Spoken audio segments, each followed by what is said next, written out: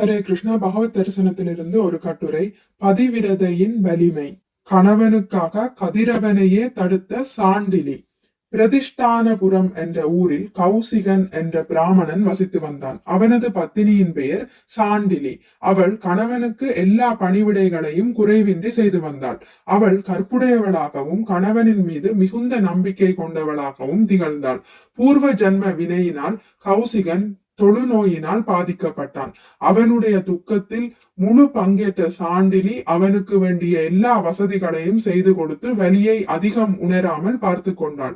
அவனை கடவுளை போன்று வழிபட்டு தொடர்ந்து தொண்டு செய்து வந்தாள்.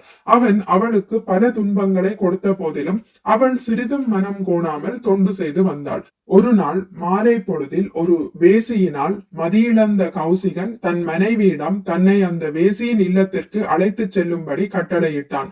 கணவனின் கட்டளையை பின்பற்றிய சாண்டிலி தன் கணவனை ஓர் அகலமான கூடையில் வசதியாக அமர்த்தி போதுமான செல்வத்தையும் எடுத்துக்கொண்டு புறப்பட்டாள். மாண்டவ்ய முனிவரின் சாபம். இதற்கிடையில் மாண்டவ்ய ரிஷி என்ற மாமுனிவர் தவறான திருட்டு குற்றம் சுமத்தப்பட்டு கழுமரத்தில் ஏற்றப்பட்டிருந்தார். வேசியின் இல்லத்திற்கு கணவனை சுமந்தபடி சென்று கொண்டிருந்த சாண்டிலி இருளின் காரணத்தினால் அவர் இருந்ததை கவனிக்கவில்லை.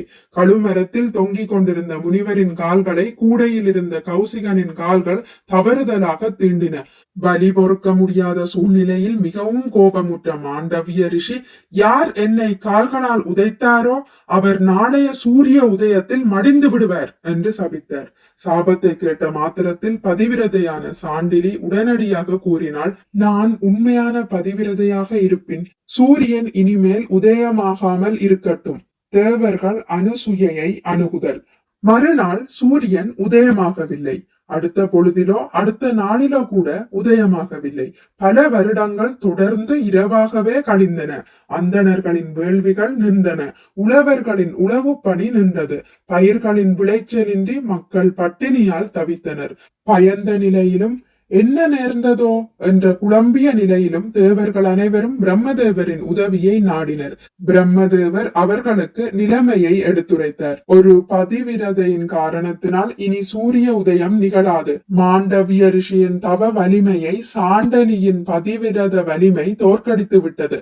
அனைத்தையும் இயல்பு நிலைக்கு கொண்டு வர விரும்பினால் நீங்கள் மற்றொரு பதிவிரதையான அத்ரி முனிவரின் பத்தினி அனுசுயையை அணுக வேண்டும். அவள் உங்களுடைய பிரார்த்தனைகளில் திருப்தி அடைந்தால் மீண்டும் சூரியனை உதிக்கச் செய்வாள் என்று கூறினர். தேவர்கள் அனுசுயையிடம் சென்று வணக்கம் செலுத்தி முன்பிருந்த பகல் இரவு முறையை மீண்டும் இயல்பு நிலைக்கு கொண்டு வருமாறு வேண்டினர். தேவர்களின் கோரிக்கையை ஏற்ற அனுசுயை பதிலளித்தாள். தேவர்களே, நீங்கள் தவறியும் கூட அந்த கற்புக்கரசியின் பெருமைகளை இழிவுபடுத்தி விடாதீர்கள். நான் சூரியனை மீண்டும் எழச் செய்வேன். ஆனால் பெருமைக்குரிய அந்த பதிவிரதையை கௌரவித்த பிறகே அது நிகழும். பகல் இரவின் சுழற்சி தொடர வேண்டும். அதே சமயத்தில் அந்த தம்பதிகள் அழியக்கூடாது. இந்த இரு காரியத்தையும் நான் ஒரே சமயத்தில் செய்வேன். சாண்டிலியுடன் அனுசுயையின் உரையாடல். தேவர்களை அனுப்பி வைத்த பின்னர் அனுசுயை சாண்டிலியிடம் சென்று பின்வருமாறு கூறினாள். ஆசீர்வதிக்கப்பட்டவளே, உன் கணவனின் முகம் கண்டே நீ மகிழ்ச்சி கொள்கிறாய் என்பதை நான் நம்புகிறேன். உன் பதியை நீ அனைத்து தெய்வத்திற்கும் மேலாக மதிப்பாயாக. நான் என்னுடைய பதியை விசுவாசத்தோடு பின்பற்றியே அனைத்து விதமான நன்மைகளையும் பெற்றேன்.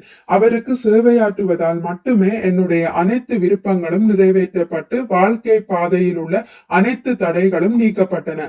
கடுமையான முயற்சிக்கு பின்னர் ஓர் ஆண் பெறுகின்ற அனைத்து நன்மைகளையும் பெண்ணானவள் தனது கணவனுக்கு தன்னை முழுமையாக அர்ப்பணிப்பதால் எளிமையாக பெறுகிறாள். ஆதலால் நீ எப்பொழுதும் உன்னுடைய கணவனுக்கு சேவையாற்றுவதில் கவனமுடன் இருப்பாயாக. பதிவிரதையான சாண்டிலி பதிலுரைத்தாள். கற்புடைய மாதர்களில் சிறந்தவளே, தங்களின் கருணை மிக்க சந்திப்பினாலும் உபதேசங்களாலும் நாங்கள் ஆசிர்வதிக்கப்பட்டோம். தங்களுடைய வருகையின் நோக்கம் என்ன? நான் தங்களுக்கு எவ்வாறு சேவையாற்றுவது? அனுசுயை கூறினாள். உன்னுடைய விரதத்தின் பலனால் இயற்கையின் பகல் இரவு மாற்றங்கள் நின்றுவிட்டன. பகல் பொழுது இல்லாததால் மனிதர்கள் யாரும் யாகம் செய்ய முன்வரவில்லை. யாகங்கள் செய்யப்படாததால் தேவர்கள் வருத்தத்திற்கு உள்ளாகியுள்ளனர்.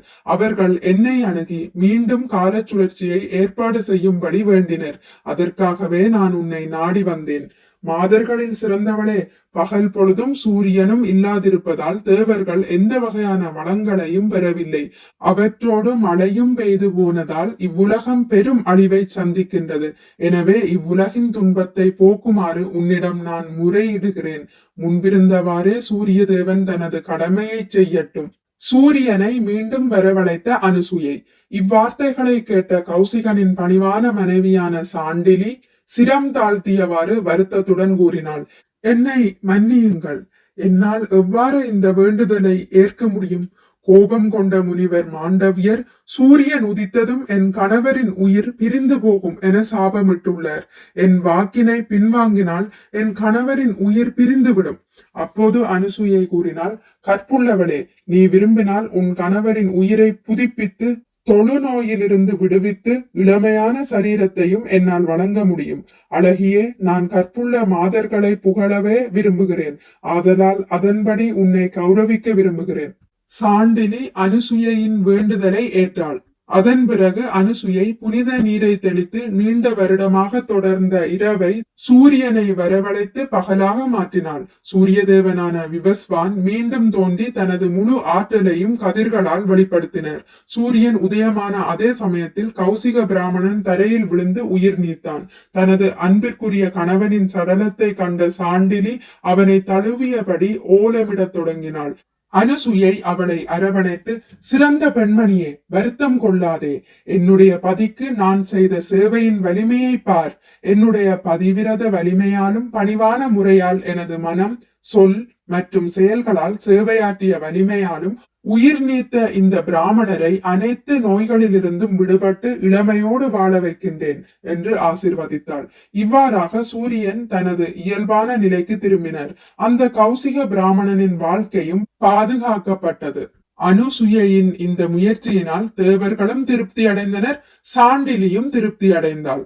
ஆதாரம் கருட புராணம் 1.142.19 மார்க்கண்டேய புராணம் அத்தியாயம் 16. மிக்க நன்றி. ஹரே கிருஷ்ணா. உங்களுக்கு இந்த வீடியோ பிடித்திருந்தால் லைக் பண்ணுங்கள், ஷேர் பண்ணுங்கள், சப்ஸ்கிரைப் பண்ணுங்கள். நோட்டிபிகேஷன் பெல்லை அழுத்துவதன் மூலம் அடுத்த பதிவுகள் உங்களை வந்தடையும். பகவான் ஸ்ரீ கிருஷ்ணரை பற்றி கேட்டு மகிழ்வோம். ஹரே கிருஷ்ணா.